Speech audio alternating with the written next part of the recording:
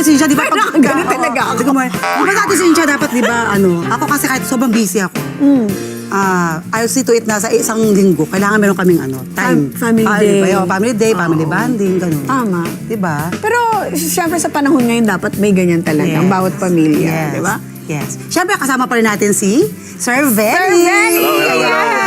Eto na nga, sa bawat araw tila napakabilis ng buhay. Yon, trabaho, paaralan, social media, naku, hindi nawawala yan. Totoo. Hindi natin namamalayan kung gaano kabilis lumipas ang oras. Naku, totoo yan siya, di ba? Oo.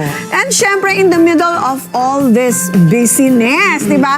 How often do we truly spend time with our families? Yeah. Not just together, but really connecting. That's why Family Hour exists. Yan. Making time intentional. Hindi lang basta magkasama, kundi may koneksyon at pagmamahal. Yes. Ito ay tungkol sa pagsisimula, gawing ugali, magbigay oras sa isang araw o kaya once a week. Kung saan bawat isa ay tunay na present. Oh, tama.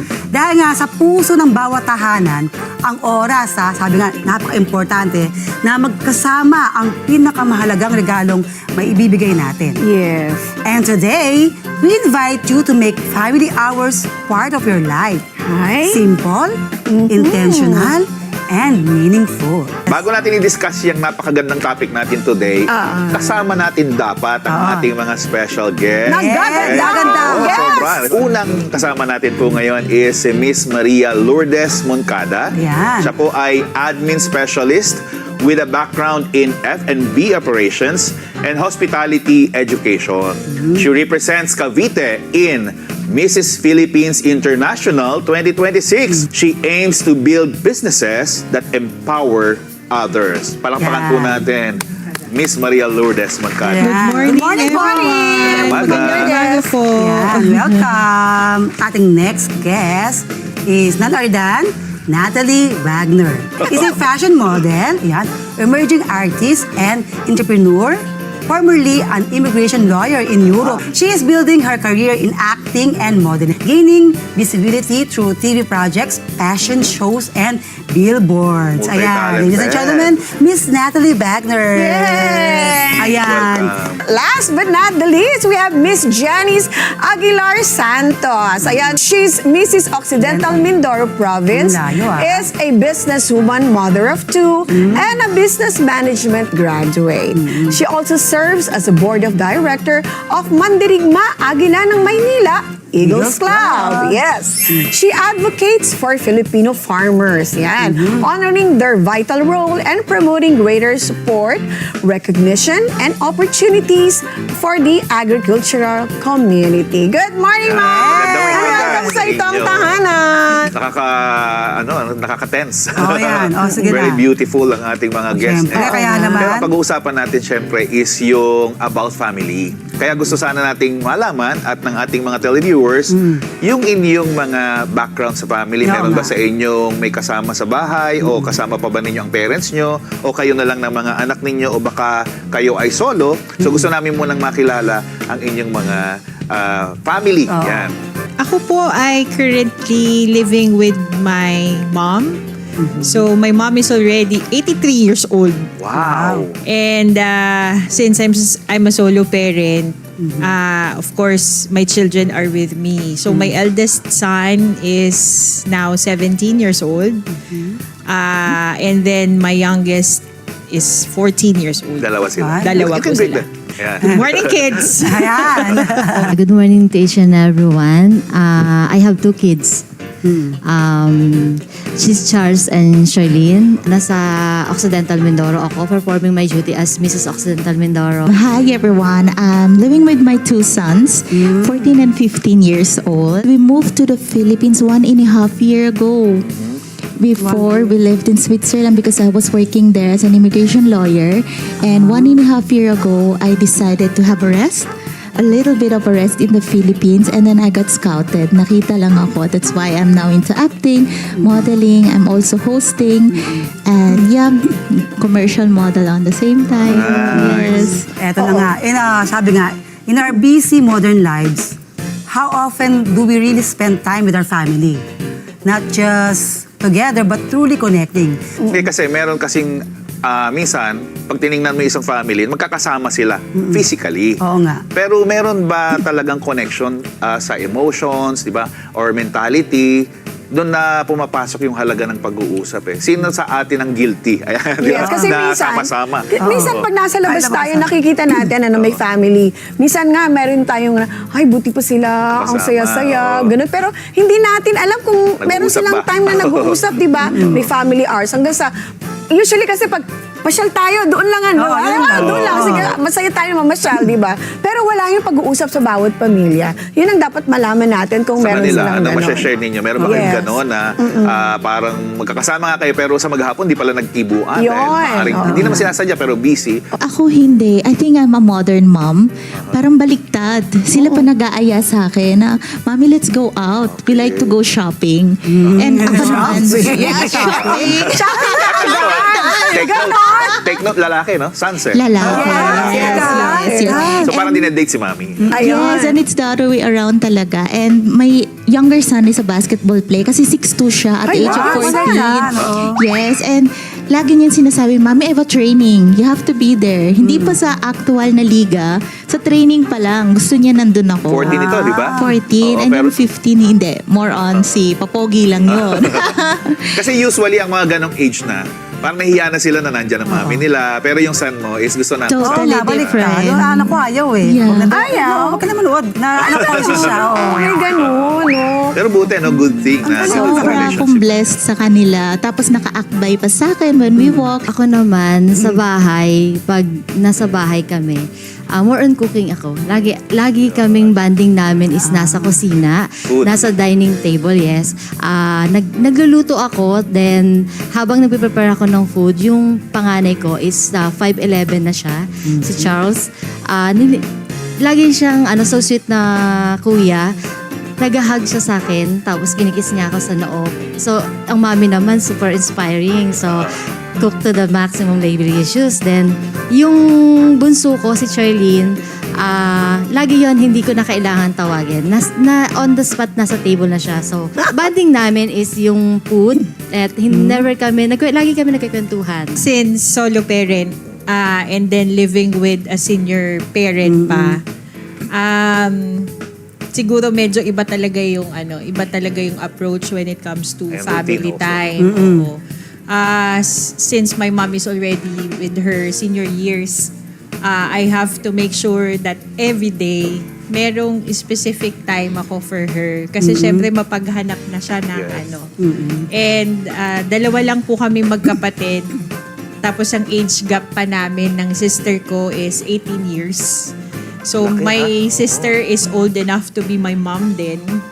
So parang I'm squeezed in with a lot of Kasama niyo rin siya? senior. Hindi. Well, my sister is living separately. With family Opo, din. with her own family din. So yun, ang pinaka-bonding moments namin ng mami ko ever since kape. Talaga, ha? So, oo. first few hours in the morning, I dedicated talaga coffee time with mommy. Tapos chikahan, although medyo mahina na yung pandinig niya, pero we still manage to cuddle and talk about everything over coffee. And also sa apo din, sa anak mo. Opo. With her. Yung panganay ko, basketball player, and at the same time, taking up culinary. Culinary. So, siya naman ngayon ang nagpa-facilitate ng kusina. Mahilig sa ano. Mahilig kasi syempre, magluto. chef. Opo. And then, yung aking bunso naman, volleyball player. Then, mahilig naman mag-mix ng drinks like coffee. Pero kasi, yung mga narinig natin, that's a typical household, no? Na nagbibiroan, may lambingan, lalabas. Pero yung dinidiscuss natin dito is pagdating dun na sa mga sensitive part, nag-o-open ba ang mga, lalo na teenagers, right? Nag-o-open ba talaga sila sa inyo pagdating dun sa mga personal lives na nila? Di ba? Parang, sa totoo lang, aminin natin, kasi pag ganyang age na, tahimik na yan eh. Yes. Bihirang-bihira yan na nag-o-open sa kanilang parents. Which is parang hindi dapat na tahimik lang. Hindi talaga Kasi dapat. parang Oo. mag-iisip ka ng di ba? Agree ako. Di ba? Agree po Parang ako dyan. Hindi Kasi dapat tahimik itong mga batang ako to eh. po, Exactly. Dapat, ang in-instill ko sa utak ng mga anak ko, kahit anong sama ng sitwasyon, kailangan yung sabihin sa akin kung ano yung pinagdadaanan ninyo. Kasi hindi ko kayo matutulungan ng maayos kung hindi ko alam kung saan kayo nanggagaling.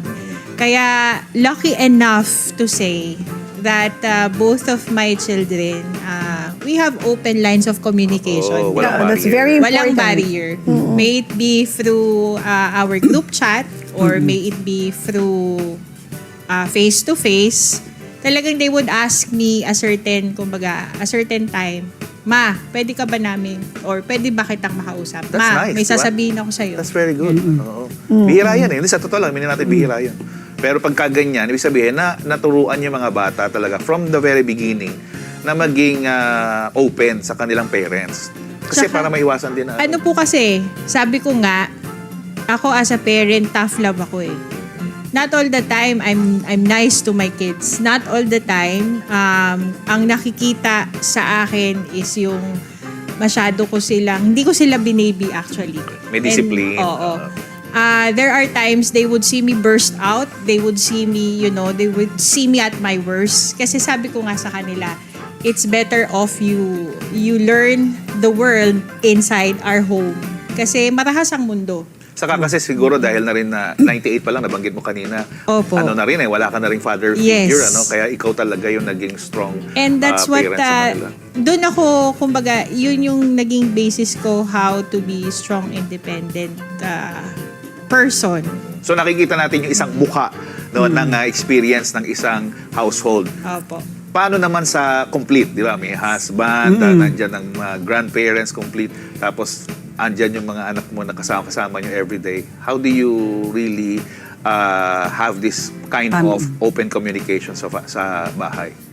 Sa bahay po kasi namin, although yung husband ko kasi is lagi siyang nasa ibang bansa. Yun. So, So hindi rin ganun talaga perfectly hindi present. kami perfect. Pero more on mother and fatherhood ang performance ko sa mga Ang anak role ko. mo. Yes. Mother and fatherhood ako ever since. Gano'ng katagal? Curious lang, gano'ng Yes. katagal nawawala si husband? Every 6 months wala siya dito sa Pilipinas. Tapos 1 month lang siya magbibigay. Medyo challenging din sa kids. Sobra. Pero as a mother and a father, lahat naman na-perform natin yan. At the same time, yung loob nila sa daddy nila is hindi nawala talaga. Sobrang love. Kung paano nila ako minahal, mahal din nila si daddy nila sobra. Dahil tuloy din naman ang communication kahit nila, malayo. Kahit malayo siya. Never naging problema sa amin yung distance. Okay. Nasa nanay, nasa pag-guide ng nanay yon kung paano nyo i-guide yung anak nyo. Actually ngayon, ako naman ang nasa malayo kasi ako naman ang nasa Tama nga. province. Talking about your husband, di ba palaging nasa out of the country? Kasi meron akong napanood sa social media na kahit nasa malayo yung asawa niya, di ba may CCTV na nakikita? Saka naririnig. Di ba? Pwede kang makipag-usap. Ganun ang ginagawa nila tuwing umaga. That's- Mahal, ganun sila. Parang nandun talaga. Oo, good morning, kumain na ba kayo? Diba dyan yung, mahal mo ba ako? Tapos, pero nandun siya sa malayong bansa. So, Ba't namumula ka? Parang na-relate mo. Parang may hugot si Ma. Sorry. hindi napakaganda yung ganon kasi di ba parang kahit malayo, andun pa rin. Tapos andun yung sasabihin ng husband niya, mahal, alis lang ako sandali, lalabas lang ako. Yung ganon. Yes, So, tuloy-tuloy pa rin yung tuloy. communication nila because of the CCTV na nandun sa bahay, di ba? Pero paano nagiging nanay isang lawyer naman, di ba? Oo, Ayun, abogado ito. oo no? nga. Malabatas ba sa bahay, di ba? Parang gano'n, parang Oo, strict ba very ang strict lawyer? ako. Pero time passed by, sabi ko, ako kasi lumaki, takot ako sa mom and dad ko. Hindi ako nag-open up ng problema ko. How can I be a good mom nung time na yon? Pero luckily, dumating ako sa stage na bumaliktad eh.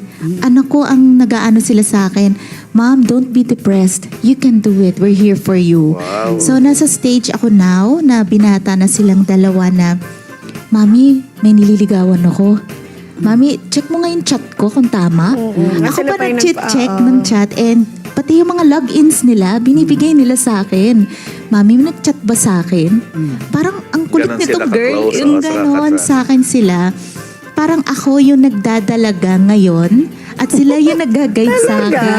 Kasi sobrang conservative ng mga anak ko. Like, Mommy, what are you wearing? Kasi lalaki pa man din. Alam mo na Yes. yun. Sabi ko, sige. So every time pag lumalabas ako ng bahay, like today, Mommy send me a picture what you're wearing. So more than a year na sila rin dito. Tama ba? More than a year na. in which country I'm traveling, I'm going, kasama sila. sila. They're very supportive. Diyan natin Bonding, nakikita yung workout. importance na meron talagang communication within the household. No? And I Nag-uusap really talaga. thought mag-iiba. Kasi yung time ko, hindi ako masyadong open. I love my mom and dad. I love you, mommy, daddy. Pero medyo takot ako. Kasi sobrang strict ng parents ko. Bawal ako nun matulog sa classmates ko. Bawal ako lumabas hanggang madaling araw. Kaya medyo natakot ako. Pulutin ko lang sandali yun. Oh, sige. Kasi nakikita ko habang pinag-uusapan, lumitaw yung part na sabi niya, takot siyang mag-open kasi strict yung, masyadong strict yung Yes. Although, hindi masama yun na magkaroon ka ng some level of maging strict sa mga bata. Kasi sabi nga, hindi ako pinapatulog sa Yes. Tama rin talaga yun na sa panahon ngayon, lalo na, di ba? Pero yun nga, nagiging dahilan para hindi maging open ang bata kapag sumosobra na ang higpit no doon sa kanilang mga anak. Kaya ang solusyon pa din talaga is mag-usap. Magkaroon ng 1 hour no in a week or kung kaya every day na nag-o-open at nag-uusap yung magulang at mga anak. Para gagaya nun, totoo kaya na dapat siyang matakot? O baka naiisip lang yun kasi mahigpit ang tingin niya. Eh kung napag-uusapan, magsisimulang mag-open yung communication sa loob ng bahay. Yes. Okay, we have our next question, What first step can families take today to turn 1 hour into a habit that strengthens love, communication, and understanding? Anong masasabi niyo dyan? Alam nyo, ito muna. Kasi kaya may tanong tayong ganyan. Pag nagkikwentuhan kasi tayo dito, alam naman natin this is planned. Na may script tayo, madaling sabihin, ganito gagawin natin, ganito ginagawa natin. Pero in reality, how many families ang nanonood ngayon, mga televiewers, ang listeners. kahit alam nilang tama na mag-open ng communication, pero may mga reasons na parang pride. O kaya naman parang nahihiya, natatakot ba? O ito ba'y corny sa ibang mga bata? Corny naman, daddy. Tatanungin mo yung may parang ganun gano'n. nga, no? O ngayon, ang ating tinatanong, anong masasabi natin na paano natin sila encourage to initiate or mag-start into small baby steps siguro. Pero mahalaga na napapanahon na dapat yan talaga ay simula na ng bawat family. Anyone? Siguro initiative talaga ng parents yan eh. Regardless of your family situation. Ako po kasi, since I'm a solo parent, so I have to be a mom and dad all at the same time with my kids. So both emotional and logical strategies kailangan, kumbaga, magawa ko. Pero kasi sa akin, kailangan i-encourage mo talaga sila na magkaroon kayo ng open line of communication. Kasi nga, tulad po nung nasabi ko kanina, nagkaroon ako ng ganong mind setting sa kanila. Kahit na anong sama ng sitwasyon, you have to let me know. Since childhood, since maliliit pa sila. Yes. Magalit man ako, kung ano man ang maging reaction ko dun sa sitwasyon, it's but normal. But at the end of the day, I'm still your mom and your dad. So I would have to take good care whatever Parang it natatakot is. na ako sa iyo ngayon. Wag! Parang matinding disiplina si Medyo Lourdes. ano po talaga. Parang, Yes. Ang Pero tama, kagandahan nasanay naman, sila. ang kagandahan lang naman din, kahit na meron akong parang iron fist sa kanila, meron din naman kaming, kumbaga, soft spot Yes, time. Ayan. Eto na nga. Di ba, ate Sinya, napapansin mo? Ako, never akong matulog sa ibang bahay. Oo I mean, nga. Kahit anong puyat mo. Oo, never ako kasi gusto ko, lalo na yung mga anak ko, kailangan kahit saan kayo pumunta, kailangan uuwi kayo. Magkikita tayo lahat sa bahay. Or ihintayin niyo ako. May oras May kayo. oras ako na, darating na ako, ganyang oras. Dapat nandun na kayo Nandun na kayo. lahat. Tapos actually, bibili talaga ako ng food namin. Pasalubong. Yun ang kakainin namin. Kung ano yung inuwi ko. Or hintayin ka namin, kami kakain. Kasi nga, alam nila na darating ako, may dala ako para sa kanila. Doon yung time na magbabanding kami. Dahil, syempre nga naman, minsan, 2 araw, wala rin ako sa bahay. Dire-diretso yung trabaho ko. So, kailangan, sabi ko, pag nasa bahay na ako, nandun na rin kayo sa bahay.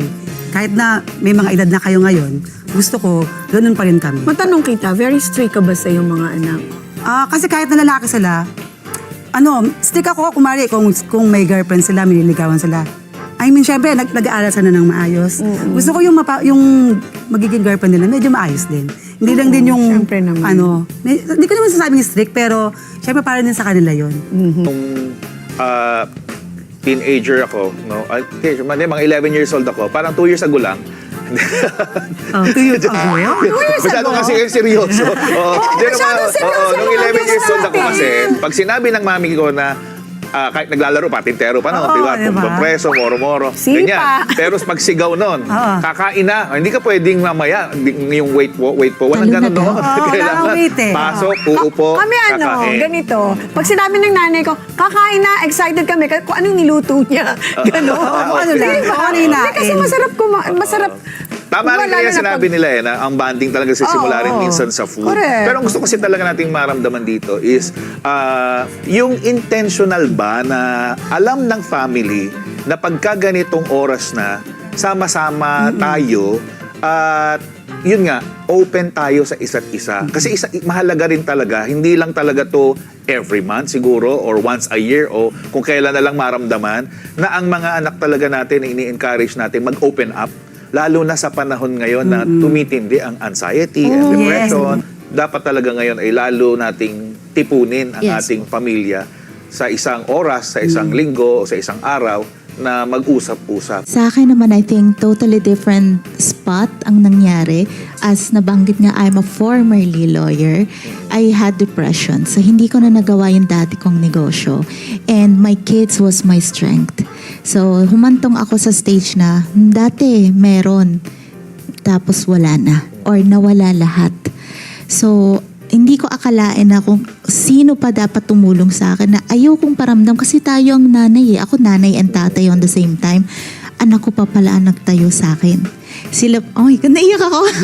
Sa mga nakakakilala sa akin, honestly, I think kilala naman ako. So siguro dito natin makikita yung talaga importance ng pag-uusap. Isipin natin, gaya ng sabi ni Ma'am Lourdes kanina, dapat ini-initiate ng magulang ang family hour, ang communication. Pero makikita natin sa story niya ay hindi lang parents no? Hindi, Pwedeng sobra. mag-aanak din mismo pala natin ang magbibigay ng lakas sa mga magulang. Kapag tayo mga magulang sobra. naman, nasa mahinang kalagayan, pagkalalo na ganyan, no, nabibigatan tayo.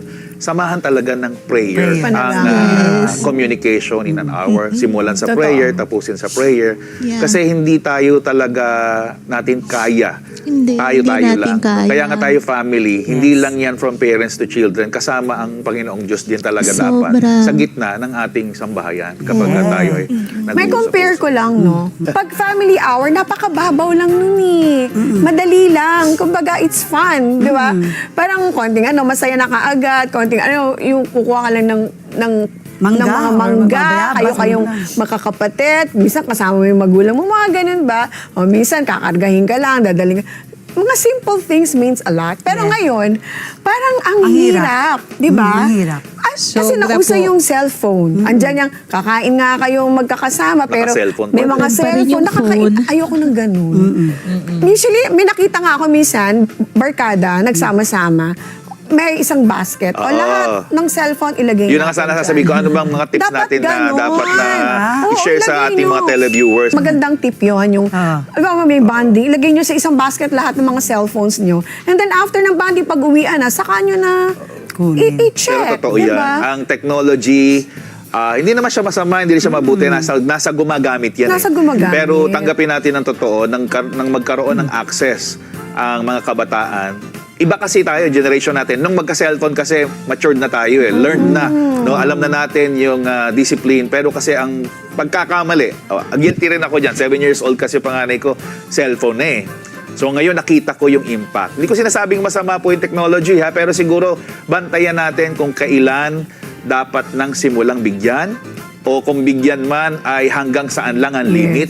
Kasi pag pinabayaan nyo mga mami, daddy no, na nanonood, lola, lolo, pati mga yaya na rin, no, ginagawa nyo kasing Para tumahimik, kumain, escape. oo, para- Binibigyan nyo ng gadget para hindi kayo abalahin. Oo, yun na. No, pero pagkatapos, pag malaki na, ikaw naman ngayon ang hahabol-habol sa anak. Ba't hindi mo ako kinakausap? Ayaw mong lumapit sa akin. Diyan nagsisimula yung miscommunication. Ako po, gusto ko lang i-share, no? Kasi kaya ko paborito itong pinag-uusapan natin. Ako po ang isa sa mga examples na struggle na simula ng family hour. Talagang lumaki kasi ang mga anak namin na wala masyadong communication sa bahay. Kasi may mga problema tayo. Tapos may mga problema kaming mag-asawa. Para bang maraming energy and time napunta doon sa problema nyo mag-asawa. Siguro maraming nakaka-relate. Hindi nyo nabibigyan ng proper communication yung mga... Dahil akala nyo, bakit pagising naman, may pagkain naman, pag ano naman, pupunta sa school, inasikaso naman. Pero nag-usap ba kayo? Nabigyan mo ba ng chance mga anak mo na magsabi ng problema sa'yo? Baka sa kaibigan na nagsasabi, nakaedad din lang. Hindi natin sinasabing limited or walang maipapayo mabuti yung kaibigan. Pero alam natin, pareho sila ng level eh. Meron ding problema yung kaibigan. Nagkaisa, nag-usap. Baka kung ano na yung napag-uusapan na hindi na tama din, kaya lalong nagkakaproblema pagbalik sa bahay. Yes. Kaya yun po yung importance talaga. At magaganda yung mga sineshare sa atin ng ating mga nagagandahang guest din. Napakasimple pa lang kasi ng proseso ng pamumuhay noon as simple. compared ngayon. At siguro po kaya kumbaga nahihirapan tayo na i-express yung family hour. Kasi kumbaga gusto natin siyang ihalin tulad kung paano natin siya na-experience noon. Tulad nga po nung na-share ko, ang tatay ko noon kapag alas 6 na ng gabi, ganon. Tapos tulad po ninyong lahat, pag oras ng pagkain, kahit anong nangyari sa'yo sa ginagawa mo. maghapon, Bitawan mo na. kahit nagtalo tayo, whatsoever, basta pag oras ng Yun ang pagkain, gusto natin. harap-harap tayo sa Tapos ulit. Although ako po guilty kasi dahil nga sa sitwasyon ko bilang solo parent, hindi ko po palaging nagagawa yun sa aking mga anak. Sa totoo lang, lumaki din sila na ang kasama nila ang lola nila at saka yung aking namayapang kuya. Siguro mula nung namatay si kuya, 2023. So, ito pa lang talaga yung adjustment period na kami-kami na lang. Pero, siguro sa akin, yung buong maghapon mo, maglaan ka ng oras mo para sa anak mo, para sa magulang mo. It's still a family hour. It doesn't need to be extravagant. It doesn't need to be something na kailangan... Super formal. Oo, na you will sit down, let's talk. Pero para sa akin po, yung mag-initiate ka lang, kumusta ang araw mo ngayon? Presence talaga. Yung presence Not just mo physical, but sa pamilya. with heart. Oo, yung kumbaga, ipaintindi mo sa pamilya mo na, okay, I don't have the luxury of time most of the time. But rest assured, if you need me, if you need a minute or two, don't hesitate to call me or To reach approach out. me. Very close ako sa mami ko. Pinalaki niya ako na ang sabi niya sa akin, anak, ituring mo akong kaibigan. Huwag mo akong ituring na nanay mo lang. Huwag kang mahihiya sa akin kung ano man yung nararamdaman mo.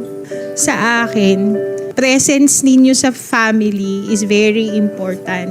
You have to make sure na kapag binigay mo yun sa family member mo, quality time talaga. Siguro gusto ko makarelate kasi yung mga nanonood talaga na yung nagsimula na wala noon, nagsimula ang family hour, hindi makikita mo agad sa mga bata, nagiging vocal na sila.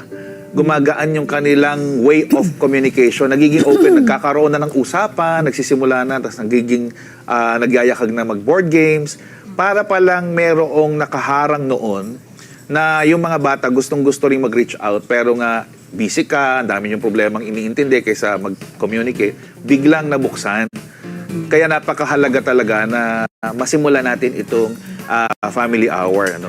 May sasabi lang ako, Sir Benny, dadagdag ko lang doon, syempre, hindi na mawawala yung material things, di ba? Yes. Hindi natin maiiwasan na hindi pwedeng gawin yun eh. Darating at darating na meron tayong ibibigay para sa mga loved ones natin.